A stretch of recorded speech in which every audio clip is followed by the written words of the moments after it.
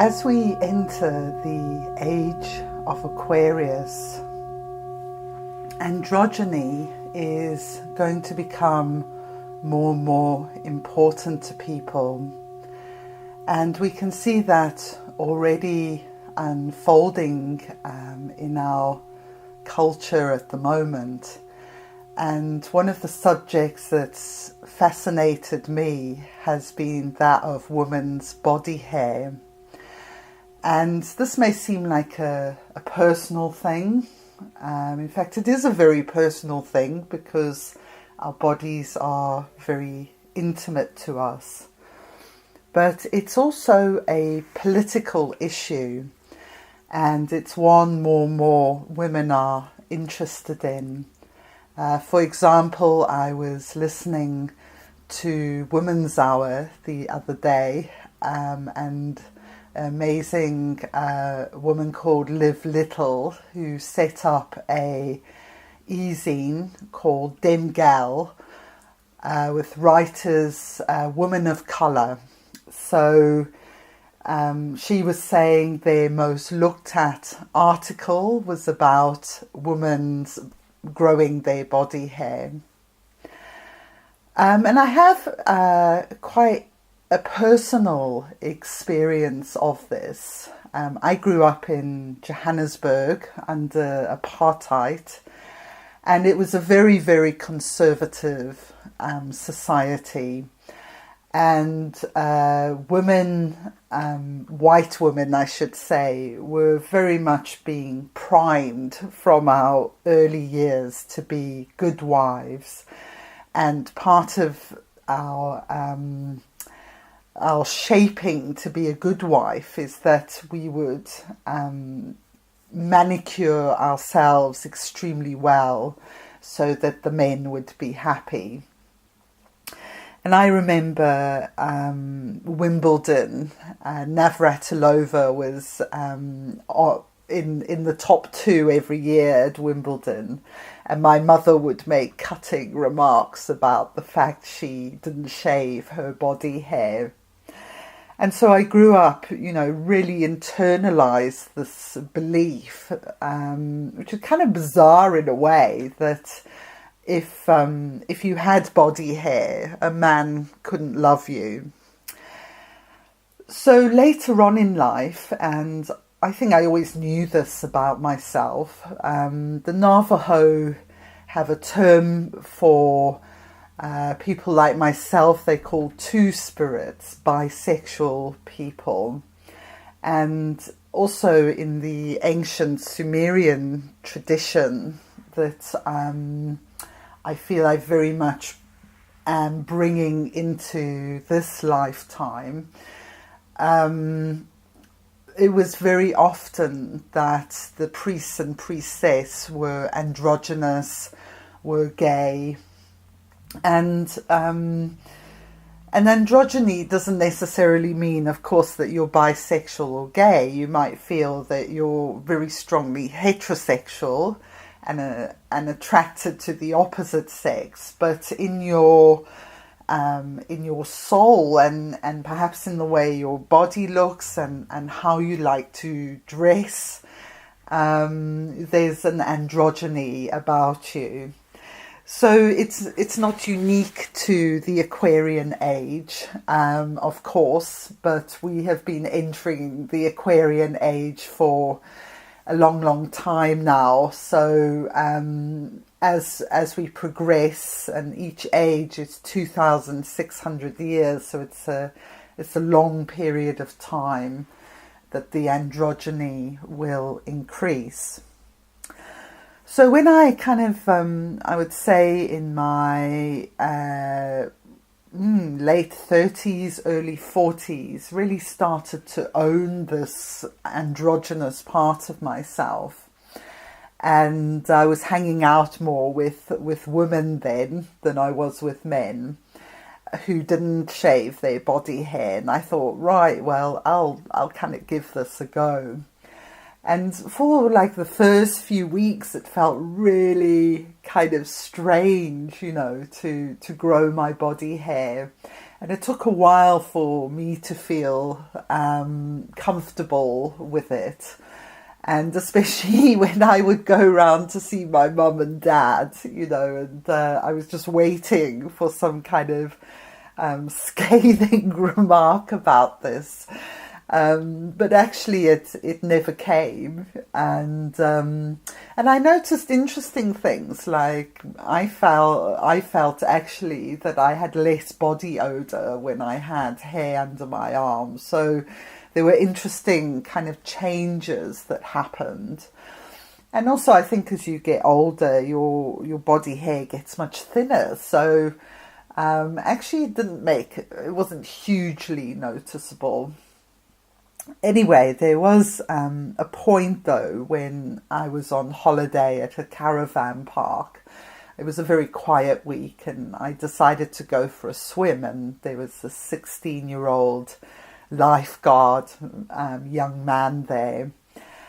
And it was like all this emotion and shame and uncomfortable feeling about my body kind of all was sort of being squished into this one experience. And I felt so acutely self-conscious about my body, the same way I did when I was a teenager often.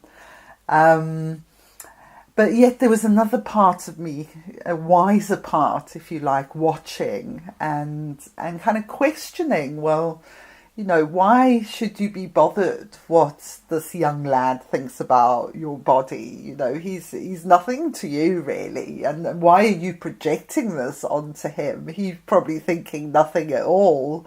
He probably hasn't even noticed, but there's this whole kind of fierce emotion going around my body about this. And so I kind of realized, and it's been a kind of unfolding of realization, that this is one, I think, of many subtle ways that the patriarchy, now I'm not referring to individual men when I'm referring to the patriarchy. Many individual men don't want to be part of this kind of enslaved, passive way of being and thinking. But the way the media kind of molds women, the way, our great-grandmothers, our grandmothers were wearing whalebone corsets, so we've made some progress. At least we're not in physical agony to try and, impress the opposite sex. But we may be in spiritual and emotional and mental anguish if we really feel we're living a life to please other people. And, I'm in favour of choice, of conscious choice. So to me, there's no right or wrong. You don't have to be a feminist if you don't grow your body hair. That doesn't mean something negative about you in what I'm saying here. But it's all about making choice, really. And I think we need to reclaim the word feminist. We need to own the power of ourselves as women. And for me, the problem with feminism is that it was very much from a mental and political level, but it needs also to be an emotional and spiritual owning of what it means to be a woman. Because otherwise, what about Margaret Thatcher? What about Theresa May?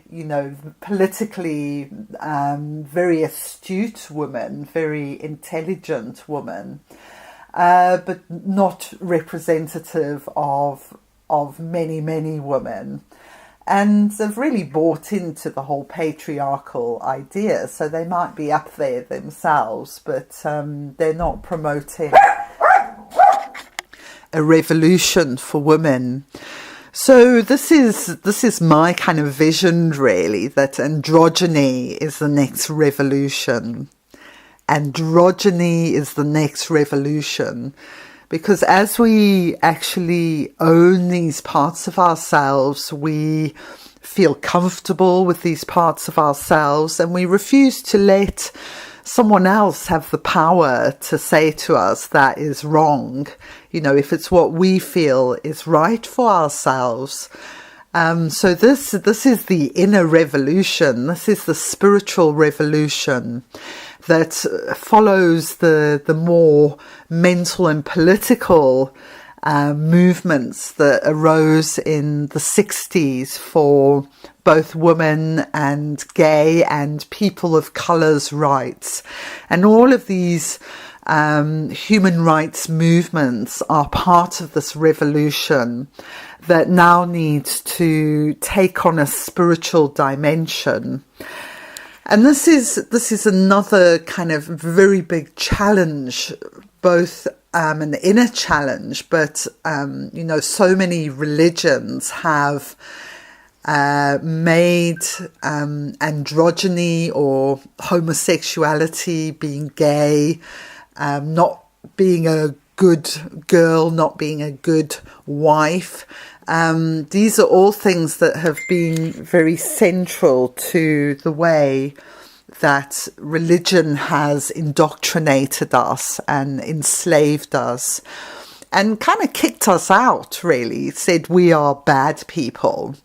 So I love to remember this about the Navajo, the two-spirited people, because we need to reclaim that androgyny, in fact, is a amazing spiritual path, and it's the path of the Great Spirit. I mean, this is the creative impulse of Great Spirit, the Mother Goddess. We exist because we have been created by the divine life force.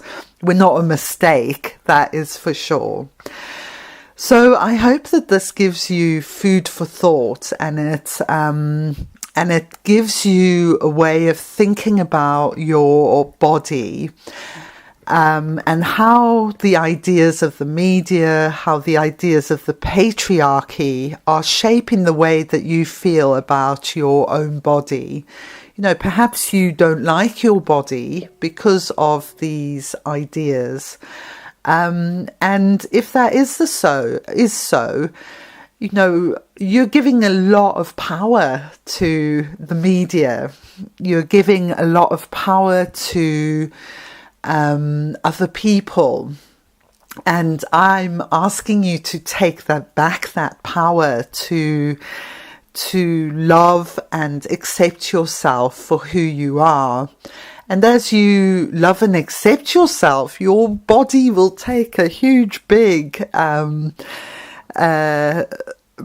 of, a sigh of relief, because to be at war with your own body, to be disliking your own body is very painful, and the body will become ill if it goes on for long enough, and it will become very stressed if it's not nurtured and accepted and taken care of.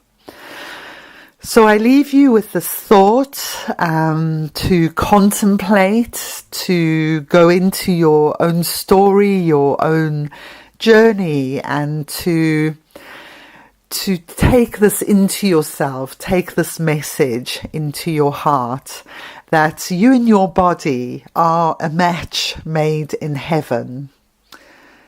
You and your body are a match made in heaven.